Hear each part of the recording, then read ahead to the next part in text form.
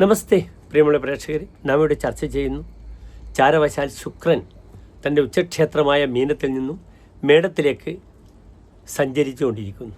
2026 March 26 കാലത്ത് 5 മണി മുതൽ, അതായത് 1201 മീനമാസം 12 മുതലാണ്.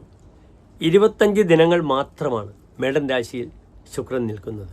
ഈ 25 ദിനക്കാലം എപ്രകാരം ശുഭാശുഭ ഫലങ്ങളെ ശുക്രൻ പ്രദാനം ചെയ്യുന്നു മേടം മുതൽ മീനം വരെയുള്ള 12 രാശിക്കാർക്കും എന്ന ചർച്ചയാണ് നാം ഇവിടെ ചെയ്യുന്നത്. തൻ്റെ ഉച്ചക്ഷേത്രത്തിൽ ശുക്രൻ വളരെ നല്ല ഫലങ്ങൾ ചെയ്തിരിക്കാം. കാരണം ശുക്രൻ ഉച്ചക്ഷേത്രത്തിലാണ്. ഇപ്പോൾ ശുക്രൻ നിൽക്കുന്നത് തൻ്റെ സുക്ഷേത്രത്തിലാണ്, ചൊവ്വാക്ഷേത്രത്തിലാണ്. ചൊവ്വാക്ഷേത്രത്തിൽ ശുക്രൻ വന്നാലും ശുക്രക്ഷേത്രത്തിൽ ചൊവ്വ വന്നാലും ഫലങ്ങൾ നല്ലതാണെങ്കിലും പലപ്പോഴും ഭൗതിക സുഖത്തിന് വേണ്ടിയുള്ള യാത്രയിൽ പല ക്ലേശങ്ങളും അനുഭവിക്കാൻ ഇടയുണ്ട്, സംഭവിക്കും. മേടത്തിലെ ശുക്രൻ്റെ ആശ്രയഫലം പറഞ്ഞിരിക്കുന്നത് പരയുവതിരഥ തദർത്ഥവാദേഹി ഹൃദവിഭവ കുലവാംസന കുജക്ഷ എന്നാണ്. പരയുവതിയിൽ താല്പര്യമുണ്ടാവുക, അതിനുവേണ്ടി തൻ്റെ വിലപ്പെട്ട പേരും പ്രശസ്തിയും ധനവും നശിച്ചു പോവുക, കുലത്തിനെ പറയിപ്പിക്കുക എന്ന ഒരു വിഷയമാണ് മേടത്തിലെ ശുക്രന് വരുന്നത്.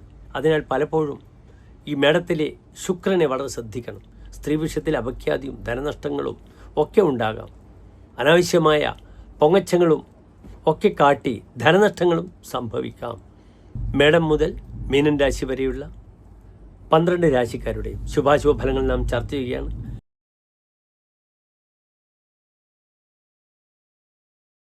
മകം പൂരം ഉത്രം നക്ഷത്രത്തിൻ്റെ ആദ്യത്തെ 15 നാഴിക വരുന്ന 2.25 നക്ഷത്ര സമൂഹം. ഇവിടെ ചിങ്ങൻ രാശിക്കാർക്ക് ശുക്രൻ നിൽക്കുന്നത് നല്ല ഭാവത്തിലാണ്. ശുക്രൻ 9ാം ഭാവത്തിൽ നിൽക്കുന്നു. തപസ്യ എന്നാണ് ഫലം പറഞ്ഞിരിക്കുന്നത്.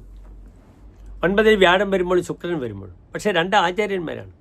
9ൽ വ്യാഴം വരുമ്പോൾ അദ്ദേഹം പലപ്പോഴും പിൽഗ്രിം ടൂറിസമൊക്കെ നടത്തി ആ രീതിയിലുള്ള മാനസികമായ സന്തോഷം പ്രകടിപ്പിക്കും, അതിലൂടെ സംതൃപ്തി കണ്ടെത്തും. പക്ഷെ 9ൽ ശുക്രൻ വരുമ്പോൾ, പ്രത്യേകിച്ച് മേടൻ രാശിയിൽ വരുമ്പോൾ പലപ്പോഴും ഇപ്പോൾ ഭാര്യ അറിയാതെ, വീട്ടുകാരറിയാതെ കാമുകിമാരോടൊത്ത് ലോങ് ടൂറിനൊക്കെ പോകും. അവിടെ പ്രണയം ഉടലെടുക്കും, അവിടെ ശാരീരികമായ ബന്ധങ്ങൾ ഉണ്ടാകാം. ശ്രദ്ധിക്കണമെന്ന് മാത്രം. പേരദോഷം ഉണ്ടാക്കാൻ പലരും ശ്രമിക്കുന്ന സമയമാണ്. ഇവിടെ 9ാം ഭാവത്തിൽ ശുക്രൻ നിൽക്കുമ്പോൾ ചമത്കാര ചിന്താമണിയിൽ ഇപ്രകാരം പറഞ്ഞിരിക്കുന്നു: ഭൃഗോ ത്രിത്രികോണെ പുരകേന പൗരാഹ കുസീതനയെ വൃദ്ധിരസ്മൈ ദധീരൻ ഗൃഹം ജായതേതസ്യ ധർമ്മധ്വജിത്വ സഹോത്ഥാദി സൗഖ്യം ശരീരെ സാഹസഞ്ച. 2 ഭാവങ്ങളുടെ അധിപനാണ് ശുക്രൻ. 1 3ാം ഭാവം. ഇവിടെ സഹോദരങ്ങളെ ശ്രദ്ധിക്കും.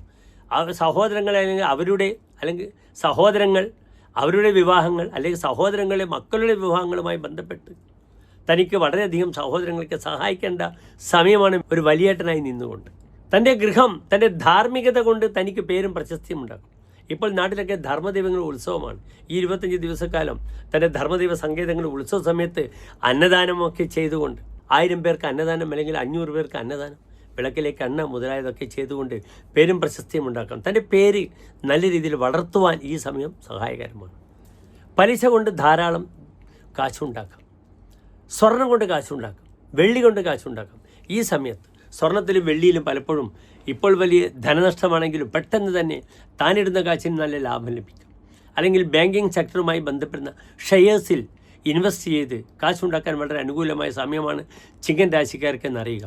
നല്ല ഫലത്തെ പ്രദാനം ചെയ്യും. ഈ ശുക്രൻ കർമാധിപനാണ്. കർമ്മമേഖലയിൽ വളരെയധികം ഗുണം വരും.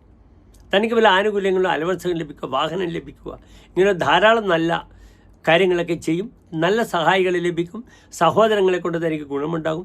അവരുടെ കാര്യത്തിലൊക്കെ ഒരു വലിയേട്ടനായി തനിക്ക് ഇടപെട്ട് കാര്യങ്ങൾ നീക്കാൻ ഏറ്റവും അനുകൂലമായ സമയമാണെന്ന് അറിയുക. നന്ദി, നമസ്തേ.